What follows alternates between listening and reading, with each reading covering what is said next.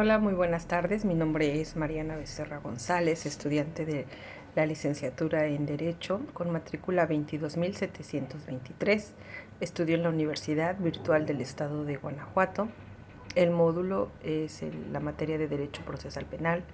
El reto es el reto 1, con la pregunta de cuáles fueron los antecedentes latinoamericanos de la reforma constitucional en México. Presentando mi trabajo hoy, día 9 de noviembre del 2023, iniciando con la primera pregunta. ¿A qué se refiere el autor cuando afirma que las reformas en materia de justicia penal se difundieron desde la periferia? El autor Máximo Langer en la literatura analiza cómo leyes y normas y políticas públicas normalmente se difunden desde el centro de la periferia. Esto es desde los países desarrollados a países en desarrollo desde el norte al sur o de occidente a oriente, como resultado exclusivo de países adoptantes de las reglas, normas o políticas públicas, llamándola en esta literatura una ola de reformas procesales penales, de las cuales en Latinoamérica hemos vivido esta ola adoptando varios códigos dentro de los que iniciamos, que fueron los códigos anglosajones, los códigos de América, que son de Estados Unidos. El siguiente cuestionamiento es: ¿qué distingue a los códigos inquisitivos y a los códigos acusatorios en Latinoamérica? Los términos inquisitivos y acusatorios han sido usados con muchos fines.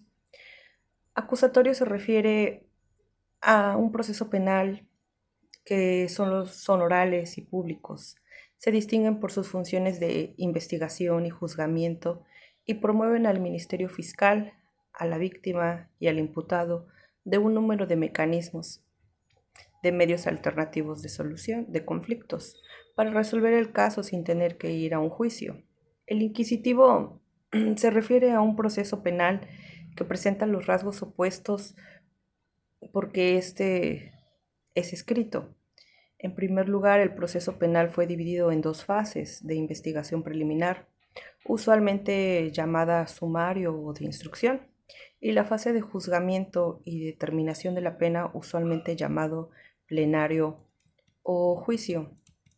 Ambas fases eran escritas. La columna vertebral del proceso era el expediente de la policía y el juez de instrucción compilaban, y en segundo lugar, estos códigos inquisitivos, un juez estaba a cargo de la investigación preliminar. De un modo, el juez investigaba y juzgaba la investigación preliminar. Esto hacía que esto fuera inquisitivo. Los derechos del imputado eran muy limitados en esta fase. El siguiente cuestionamiento es: ¿cómo influyeron los actores internacionales en la formación y expansión en la red de activistas y reformadores en Latinoamérica? Surge el encuentro empírico. En las reformas a la administración de justicia en América existían grandes lagunas. Empujar el trabajo empírico, y por eso se reunieron para realizar el proyecto. La investigación en América Latina todavía es muy incipiente. Se realiza el seminario de Santa Fe, basados en la situación de audiencias y trabajos empíricos cualitativos y trabajos empíricos cuantitativos, convocando a expertos para el estudio y el análisis, tomando, por ejemplo, que el imputado no tenía derecho de estar presente durante la recolección de elementos de prueba o a conocer la imputación en su contra antes de ser interrogado por el juez de instrucción. Además, la prisión preventiva del imputado era obligatoria. Tampoco había discrecionalidad fiscal. Finalmente, el mismo juez estaba a cargo de las fases de investigación preliminar y juzgamiento. Era más acusatoria. Esto se estudió de manera empírica con los expertos invitados de diferentes materias para el estudio de expedientes reales, lo que llevó al creciente reconocimiento de los derechos humanos. Los miembros de la red presentaron definiciones de debido proceso, mostrando el alto porcentaje de personas en prisión preventiva y explicaron que la duración de la prisión preventiva era irrazonable y larga. De la creciente tasa delictiva de los años 80 y 90 en América Latina abrieron ventanas para políticas públicas, para reformadores proponiendo la adopción de códigos acusatorios, y es así como principios generales del derecho se reforman, artículos donde se reconoce la importancia de los derechos humanos fundamentales e inherentes. Y en caso de México, la ola no llegó a toda la República en un momento. No todo el sistema se adoptó en todos los estados de nuestra República. El primer estado de los cuales se adoptaron este sistema era el estado de Chihuahua, en el caso de Juárez, en el caso de las mujeres, en el caso de que se empezaron a violar los derechos de las mujeres, de que empezaron a haber demasiados feminicidios y donde aquí intervinieron la ley de derechos humanos, la ley interamericana de derechos humanos, donde se le pide a México que cuide de las mujeres, que se haga una ley pública, una seguridad pública, para que nosotros como mujeres tuviéramos la seguridad de que tú pudieras salir de tu casa en la noche, que hubiera alumbrado público, que hubiera más seguridad para uno como mujer. El siguiente cuestionamiento es la opinión en la que indiques la relación entre el texto de Langer y la reforma constitucional en América en materia de seguridad pública y justicia penal en México. La reforma a la Constitución Política de los Estados Unidos Mexicanos, publicada en el Diario Oficial de la Federación el 18 de junio del 2008, introdujo importantes cambios en el sistema de justicia penal mediante la modificación de 10 artículos. El 16, el 17, el 18, el 19, el 20, el 21, el 22, el 73, el 125 y el 115. En cada país o estado los fenómenos no son los mismos. Las prisiones no son las mismas. Las reformas o la administración de justicia en América Latina introdujeron el juicio oral en público, pero lo cierto es que la mayoría de condenas penales en un buen número de países en América Latina son alcanzadas durante procesos abreviados, condiciones equivalentes a un tema central para entender cómo hoy en día las administraciones de justicia penal condenan a la gente por la comisión de delitos. Y es un tema que falta mucho trabajo empírico en general en materia en América Latina.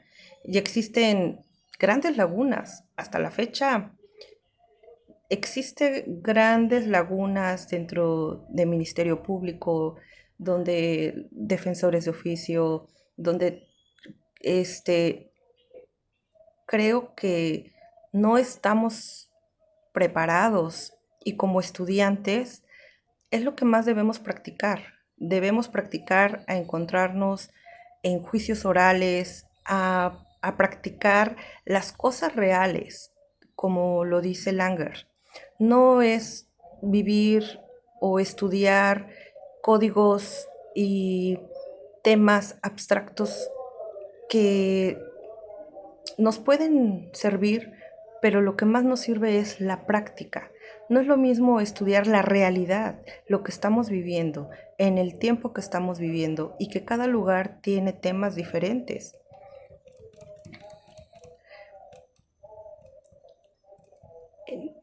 En mi opinión, quiero compartir que el derecho